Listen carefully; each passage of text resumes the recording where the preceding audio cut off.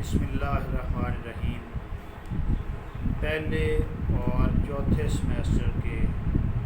عزیز طلباء اور طالبات، سلام اور بہت سی دعائیں۔ ہمارا پرچہ ادبی تحریکیں، اس کے زیادہ عنوانات، موضوعات ہم نے حتمی امتحان اور اس کے بعد والی کلاسز میں دیکھ لیے ہیں، اور دو موضوعات ابھی ہماری رہتے ہیں، جن میں ایک مارکسی تحریک اور دوسرا نفسیاتی تحریک۔ نفسیاتی تحریک میں دو تین چیزیں ذیلی عنوانات کے تحت ہیں۔ اس میں ایک لاشعور کی اہمیت، پھر خود کلامی، آزاد تلازمہ خیال اور شعور کی رول۔ گزشتہ گفتگو اور گزشتہ سے پیوستہ گفتگو علامت نگاری پر ہو رہی تھی۔ علامت نگاری کے مفہوم کو، علامت نگاری بطور اصطلاح کے اور علامت نگاری بطور تحریک کے ہم نے دیکھنے کی کوشش کی ہے۔ آج ہم کچھ مجموعی سی باتیں جو علامت نگاری کے سلسلے میں ابھی رہتی ہیں، کچھ مثالیں، کچھ باتیں اس کے مفہوم سے تعلق رکھتی ہیں، اور پھر کچھ چیزیں ایسی ہیں کہ اردو ادب میں علامت نگاری کا جو استعمال ہے وہ کن کے ہیں۔ تو آج کوشش کرتے ہیں کہ علامت نگاری کا موضوع یہ مکمل ہو جائے، اور اگر وقت کے حساب سے کچھ گنجائش ہوئی تو ہم مارکسی تحریک وہ بھی شروع کریں گے۔ تو علامت نگاری کے سلسلے میں چند گزارشات، چند باتیں جو میں چاہتا تھا کہ آپ کے گوش گزار کروں، اور علامت نگاری کے موضوع کو دیکھیے، میں نے شروع میں بھی یہ عرض کیا تھا کہ علامت نگاری کی تفصیل کو اگر دیکھیے تو اس میں بہت ساری چیزیں شامل ہیں، بہت کچھ اس میں آ جاتا ہے، اور بطور تحریک اگر ہم اسے دیکھتے ہیں تو کافی ساری چیزیں اس سے تعلق رکھتی ہیں اور ان کا ذکر ہونا چاہیے۔ لیکن میں نے یہ بھی عرض کیا تھا کہ ہم یہاں کوشش یہ کریں گے کہ ایک موضوع جو ہے، ایک اصطلاح جو ہے، ایک نظریہ جو ہے، اس پر اس حد تک بات کی جائے کہ اس کا ایک مجموعی خاکہ جو ہے وہ آپ کے ذہنوں میں آ جائے، آپ سمجھ جائیں کہ یہ کیا چیز ہے، اور پھر امتحان کی ضرورت کے تحت آپ اسے لکھ سکیں، امتحان کا جو آپ کا پرچہ ہے آپ اس کا پیٹ بھر سکیں۔ اس لیے ان موضوعات پر، ان اصطلاحات پر آپ کو مزید کتابیں دیکھنے کی بھی ضرورت ہے۔ نیٹ پر یہ چیزیں مہیا ہیں، آپ وہاں سے بھی دیکھ سکتے ہیں۔ اس کے علاوہ کتابیں، اصطلاحات کی کتابوں کا میں نے ذکر کیا تھا، وہاں بھی دیکھا جا سکتا ہے۔ تو علامت نگاری کے سلسلے میں چند باتیں جو میں چاہتا تھا کہ آپ کے ساتھ شیئر ہو جائیں، اور پھر ہم اگلے موضوع کی طرف جائیں، وہ یہ ہے کہ اگر ہم علامت کا مفہوم دیکھیں، یہ باتیں پہلے ہو بھی چکی ہیں، ایک نئے پیرائے میں، ایک نئی لفظیات میں بات کریں گے آج علامت پر۔ تو علامت سے مراد یہ ہے کہ جب کسی شے کا ذکر آئے تو وہ شے اس تصور کی طرف، اس خیال اور تصویر کی طرف ذہن کو منتقل کرے جو اس کا بنیادی وصف ہے۔ مثال کے طور پر جب پانی کا ذکر آئے تو انسانی ذہن اس سیال، اس بہنے والی کیفیت کی طرف منتقل ہوگا جو پانی کے ہر روپ میں لازماً موجود ہوتی ہے۔ اسی طرح جب مکان کا ذکر آئے یا آڑی ترچھی لکیروں کی مدد سے ایک ایسا خاکہ پیش ہوگا جس سے مکان کے تصور کو اخذ کرنا سب کے لیے ممکن ہوگا، تو یہ کہا جائے گا کہ مکان کے لفظ یا لکیروں سے ترتیب دیے گئے خاکے نے مکان کے تصور تک انسانی ذہن کو منتقل کر دیا ہے۔ چنانچہ مکان ایک علامت قرار پائے گا، دوسری طرف اشارہ، نشان، شے اور اس سے وابستہ تجربے میں کوئی خلیج حائل نہیں ہونے دیتا۔ جب کسی واقعے یا شے کے نمودار ہوتے ہی ایک غیر شعوری رد عمل وجود میں آئے، مثلاً ٹیلی فون کی گھنٹی بجنے سے یہ احساس ہوتا ہے، فوری ہمارے ذہن میں یہ بات آتی ہے کہ کال آئی ہے، تو یہ اشارہ ہے نہ کہ علامت۔ یہ بات ذہن میں رکھیے کہ فون کی گھنٹی بیل جب ہوتی ہے تو ہمارا ذہن منتقل ہوتا ہے، تو یہ ایک اشارہ ہے، علامت نہیں ہے۔ اسی طرح جب ریل گاڑی کا، یہ میں نے پہلے بھی مثال دی تھی، پہلے عرض کیا تھا آپ کو سمجھانے کے لیے کہ جب ریل گاڑی کا گارڈ سبز جھنڈی کو ہلائے تو یہ اس بات کا اشارہ ہے کہ اب ریل گاڑی حرکت میں آ جائے گی، اب چلنے لگے گی، آئندہ کا جو ٹریک ہے، اگلے اسٹیشن تک جو ٹریک ہے وہ صاف ہے۔ لیکن سبز جھنڈی کو دیکھتے ہی کوئی مسافر اضطراری طور پر بے چینی کی حالت میں گاڑی کے پائیدان کی طرف لپکے، اب پائیدان کی طرف لپکنے کے بجائے کسی رنگین آنچل کے تصور میں کھو جائے تو اس کے نتیجے میں وہ گاڑی میں سوار ہونے سے تو یقیناً رہ جائے گا، مگر سبز جھنڈی کو اشارے کے تصور سے نجات دلا کر تشبیہ یا استعارے میں منتقل کرنے میں ضرور کامیابی حاصل کر لے گا کہ اگر اس نے اس چیز کو دیکھا کہ سبز جھنڈی ہلا رہا ہے گارڈ، تو گاڑی اب چلنے کے لیے تیار ہے، تو وہ کسی ایسے اپنے ہی خیال میں گم ہو جائے تو گاڑی سے وہ رہ جائے گا، لیکن اپنے ذہن میں وہ ایک امیج، ایک خیال، ایک تشبیہ، ایک استعارے کو جنم دے لے گا، وہ بھی تو ایک وجود ہے۔ لہٰذا تشبیہ یا استعارہ یہ اشارے سے، استعارہ جو ہے اور تشبیہ جو ہے یہ اشارے سے ایک قدم آگے کی چیز ہے کہ اس میں ذہن کسی ایسی شے کی طرف منتقل ہوتا ہے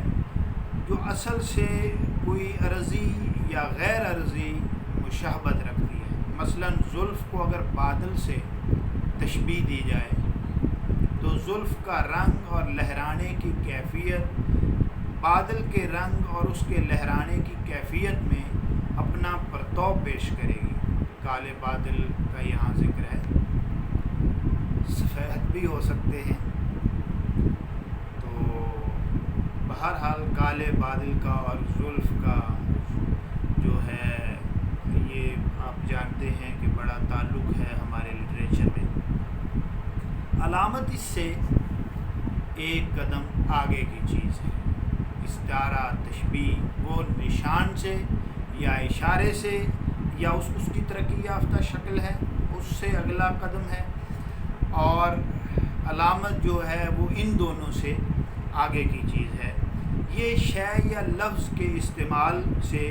اس کے مخفی معنی تک انسانی ذہن کے دسترس کو، انسانی ذہن کی پہنچ کو ممکن بناتی ہے۔ یہ مخفی معنی تجربے کی سطح پر اس شے یا لفظ سے مربوط ہوتا ہے، تاہم اس کی کوئی معین صورت نہیں ہوتی، گھڑی ہوئی صورت نہیں ہوتی۔ اس سے بعض لوگ یہ سمجھ لیتے ہیں کہ علامت کے معنی کسی بنیادی ضابطے کے تابع نہیں ہوتے، یہ ہر شخص کی مخصوص ذہنی افتاد سے اپنی صورت مرتب کرتے ہیں۔ یہ ساری غلط فہمی اس نظریے کے اختیار کرنے سے پیدا ہوئی ہے کیونکہ علامت تو قاری کو ایک ایسے تصور کی طرف لے جاتی ہے جو تمام انسانوں کا مشترکہ تجربہ ہے۔ علامت میں ایک یہ چیز ہے کہ وہ اس طرف اشارہ کرتی ہے جو تمام لوگوں کی ایک مشترکہ بات ہے، اور یہی چیز علامت کی بقا کی ضامن بھی ہے۔ جیسے ہی علامت اپنے تصور سے جدا ہو کر کسی فرد کے آزاد تلازمہ خیال کا حصہ بن جاتی ہے، اس پہ بھی انشاءاللہ بات کریں گے آزاد تلازمہ خیال کیا ہوتا ہے، تو فرد کے آزاد تلازمہ خیال کا حصہ بن جاتی ہے، اس میں فریق ثانی کی شرکت کے امکانات ختم ہو جاتے ہیں، اور جب علامت یا تجربے میں دوسرے کی شرکت ناممکن ہو، اسے علامت کہنے کے بجائے مجذوب کی پڑھ کہنا زیادہ مناسب ہے، زیادہ بہتر ہے۔ اب دیکھیے مجذوب کی پڑھ، یہ آپ جانتے ہیں۔ علامت کی توضیح کے لیے سبز جھنڈی کی مثال کو سامنے رکھیں، جو بھی ہم نے گارڈ کا جس میں ذکر کیا کہ گارڈ جب ہلاتا ہے جھنڈی، سبز جھنڈی، تو گاڑی چلنے کے لیے تیار ہو جاتی ہے، چل پڑتی ہے، اسے ڈرائیور کو معلوم ہو جاتا ہے کہ اس سے اگلا راستہ جو ہے وہ صاف ہے، اب یہاں مسافر اتر گئے ہیں، جنہوں نے سوار ہونا تھا وہ سوار ہو گئے ہیں، یہاں سارا معاملہ کلیئر ہے۔ تو اب اس مثال کو سامنے رکھیں تو بات کچھ یوں ہوگی کہ مسافر اس جھنڈی کو دیکھتے ہی ریل گاڑی کی طرف لپکے گا، تو اس کی یعنی جھنڈی کی بساط ایک اشارے سے زیادہ نہیں، وہ اسے دیکھ کر کسی رنگین آنچل کے، جو ابھی ہم بات کر رہے ہیں کہ تصور میں کھو جائے، تو اس کی نوعیت ایک تشبیہ یا استعارے کی ہے۔ وہ اسے دیکھ کر کسی، اب دیکھیے، اور جو سبز جھنڈی ہے اس کے نمودار ہوتے ہی مسافر کے سینے میں ایک ٹیس اٹھے اور اس کی آنکھوں میں آنسو تیر جائیں، تو اس کی حیثیت ایک علامت کی ہوگی۔ اب بات سمجھ میں آ جانی چاہیے یا آ گئی ہوگی کہ ریل گاڑی کی جو جھنڈی ہے وہ جب ہلاتا ہے گارڈ، تو جھنڈی دیکھتے ہی مسافر ریل گاڑی کی طرف لپکے، تو اس کی بساط ایک اشارے سے زیادہ نہیں، وہ اسے دیکھ کر کسی رنگین آنچل کے تصور میں کھو جائے، تو اس کی نوعیت ایک تشبیہ یا استعارے کی ہے، اور سبز جھنڈی کے نمودار ہوتے ہی مسافر کے سینے میں ایک ٹیس، ایک دکھ، ایک ہلچل پیدا ہو، ایک درد اٹھے اور اس کی آنکھوں میں آنسو تیر جائیں، تو پھر یہ حیثیت علامت کی ہے۔ دیکھیے اس مثال سے علامت کو سمجھنا میرے خیال میں بہت آسان ہو گیا ہوگا، اور کس طرح اس کے 3 درجے ہیں علامت کو سمجھنے کے، کہ پہلے اشارہ ہے، پھر اس کا اگلا درجہ تشبیہ اور استعارے کا ہے، اور تیسرے درجے پر جب وہ علامت بنتی ہے تو کیا روپ اختیار کرتی ہے۔ دیکھیے بظاہر سبز جھنڈی اور سینے کی ٹیس میں بڑا فاصلہ ہے، لیکن تجربے کی سطح پر دونوں آپس میں مربوط ہوں تو مسافر کا ذہن فی الفور سبز جھنڈی سے آنسوں تک کی طویل مسافت طے کر جائے گا۔ یکا یک ایک ٹیس سی جنم لے گی اور مسافر کی آنکھوں میں آنسو آ جائیں گے، ایک درد بھری کیفیت اختیار کر جائے گی وہ جھنڈی کا ہلنا۔ دیکھیے، ایک بات یاد رکھیں کہ کوئی شاعر نظم میں، غزل میں ناکامی محبت کی اس ساری داستان کو تفصیل کے ساتھ بیان کرے تو نظم جو ہے وہ علامتی رنگ کی حامل قرار نہیں پائے گی، لیکن وہ کیفیات کو ملحوظ رکھتے ہوئے محض سبز جھنڈی کی مدد سے دل کی کیفیت کو بیان کر دے تو نظم جو ہے وہ علامتی رنگ میں ڈھل جائے گی۔ شاعر کی کامیابی، نظم نگار کی کامیابی اس میں ہے کہ وہ تجربے کی سطح پر جھنڈی کو آنسوں سے مربوط کر کے محض ذہن کی سطح پر اس ربط کو وجود میں نہ لائے۔ یہی ایک طریق علامت کے مخفی مفہوم کی جانب کاری کو متوجہ کر سکتا ہے۔ علامت شے کو اس کے مخفی تصور سے منسلک کرتی ہے، بلکہ یوں کہیے کہ جب شے علامت کا روپ اختیار کرتی ہے تو قاری کے ذہن کو اپنے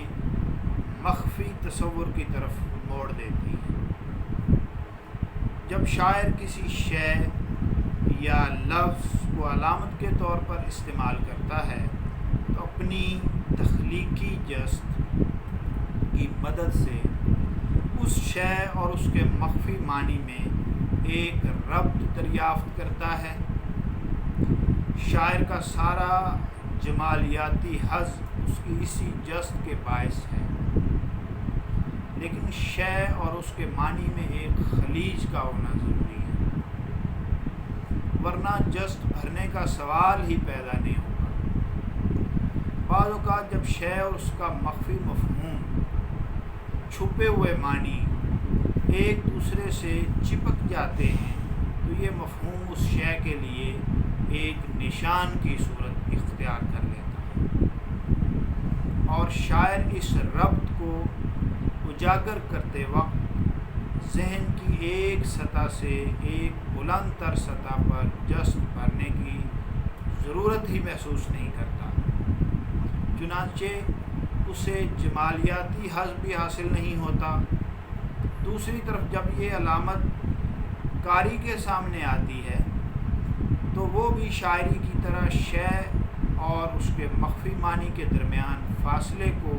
عبور کرنے کی کوشش کرتا ہے اور یوں گویا ایک جست سی بھرتا ہے۔ قاری کا جمالیاتی حظ بھی اس جست کے باعث ہے۔ اگر شے اور اس کے چھپے ہوئے معنی کا ربط قاری پر پہلے سے عیاں ہو جائے یا بغیر کسی تخلیقی کاوش کے ظاہر ہو جائے تو اس سے لطف حاصل نہیں ہوتا، لیکن شے اور اس کے مفہوم کا جو درمیانی فاصلہ ہے وہ اتنا کشادہ ہو کر جھیل کے ایک کنارے پر کھڑا انسان جھیل کے دوسرے کنارے کا تصور بھی نہ کر سکے تو پھر بھی علامت اپنا منصب پورا کرنے میں ناکام ہو جائے گی۔ کہنے کا مطلب ہرگز یہ نہیں کہ ایک کنارے سے دوسرا کنارہ نظر بھی آ جائے، مگر یہ ضروری ہے کہ دوسرے کنارے کا تصور قاری تک ضرور منتقل ہو جائے تاکہ اس کے تلازمہ خیال کی جہت ایک خاص ضابطے کے تابع رہے۔ اردو کے بعض علامت پسند شعراء نے علامت کے اس تصور کو اپنے انفرادی رد عمل کے تحت کر کے اس کی جہت کو متعین کرنے کی کوشش ہی نہیں کی۔ چنانچہ جب وہ جھنڈی کے لفظ سے جھنڈی مراد لیتے ہیں تو قاری اس بنیادی تصور سے کٹ جاتا ہے جس کی نشاندہی علامت کا اولین فرض ہے۔ جب یہ کہا جاتا ہے کہ نظم کے لیے ابلاغ ضروری ہے تو اس کا یہ مطلب ہرگز نہیں ہوتا کہ 2 اور 2 سے 4 ہی مفہوم مرتب ہو۔ یہ بھی تو ممکن ہے کہ 2 اور 2 قاری کو 22 کی طرف 22 کی طرف منتقل کر دیں، بلکہ شے اور اس کے بنیادی تصور کے درمیان فاصلہ قائم ہونا اشد ضروری ہے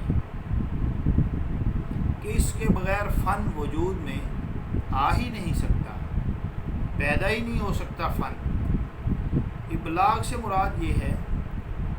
کہ فنکار اپنی تخلیقی جس کی مدد سے 2 کناروں میں ایک ربط کا احساس دلائے اور قاری ان دونوں کناروں کے درمیان متحرک ہو کر لفظ یا شے کے مخفی معنی کی جہت کو دریافت کرے۔ گویا شاعر اور قاری ایک ہی بنیادی ضابطے کی لکیر کو اختیار کریں۔ اس لکیر کو وجود میں لانے کی تمام تر ذمہ داری شاعر پر ہے کہ شاعر نظم کا خالق ہے۔ اگر وہ اپنی تخلیق میں بے ربط ہو جائے اور ایک دیوانے کی طرح کبھی مشرق، کبھی شمال، کبھی جنوب، کبھی مغرب کی طرف بھاگے تو ایک ایسی بے ربطی پیدا ہوگی، بے ترتیبی پیدا ہوگی کہ نہ صرف اس کی تخلیق شعری معیار سے گر جائے گی بلکہ قاری بھی اس کا ساتھ نہیں دے سکے گا۔ ابلاغ کا مطلب بنیادی ضابطے میں شاعر اور قاری کا اشتراک ہے، اس کے علاوہ کچھ نہیں ہے۔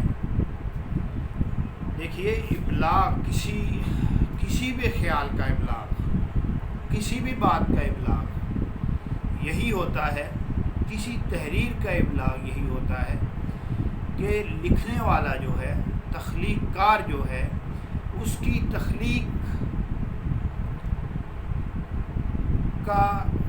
مطلب، اس کا مقصد قاری تک پہنچ جائے، پڑھنے والے تک پہنچ جائے، یہ کامیاب ابلاغ ہے۔ تو ابلاغ کا مطلب بنیادی ضابطہ میں شاعر اور قاری ان کا جو ایک ربط کا اشتراک ہے، یہ اس سے مراد ہے، اس کے علاوہ کچھ بھی نہیں ہے۔ اگر ایسا نہیں ہے کہ تخلیق کار اور قاری کے درمیان ابلاغ نہیں ہو رہا، بات سمجھ میں نہیں آ رہی، تو وہ نظم نگار ہے، شاعر ہے، جو بھی نثر نگار ہے، وہ اپنی تخلیق کا، تحریر کا ابلاغ نہیں کر پا رہا۔ دراصل علامت ایک موم بتی کی طرح ہے، ایک شمع کی طرح ہے جس کی زبان پر ایک شعلہ سا ناچتا ہے اور جس کے گرد نور کا ایک دائرہ سا قائم ہو جاتا ہے۔ اگر اس موم بتی کو بجھا دیا جائے یا خود بجھ جائے تو اس کی حیثیت موم کے ایک ٹکڑے سے زیادہ نہیں ہوتی، جو موم بتی کے لیے محض ایک نشان قرار پائے گا، ایک اشارہ ہوگا اس کے لیے۔ شاعر کا منصب یہ ہے،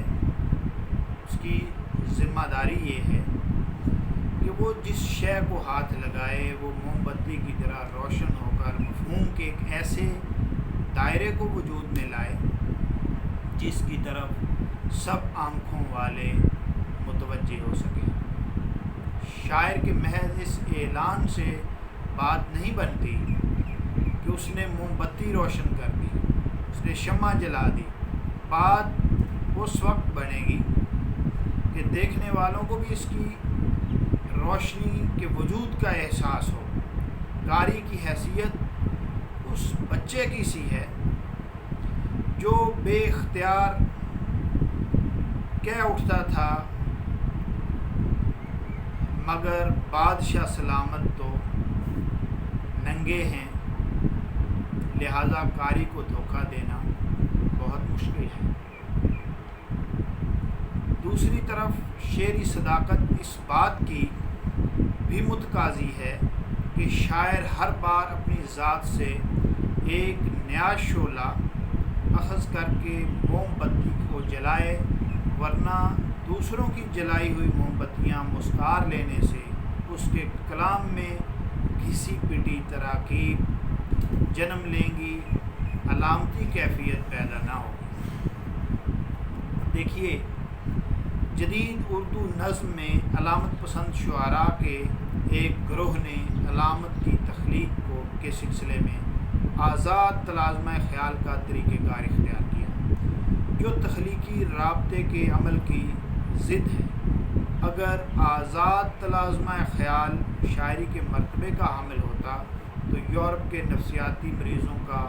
بے ربط ذہنی دباؤ بھی اعلیٰ شاعری کے زمرے میں شامل ہوتا۔ ہر شخص جانتا ہے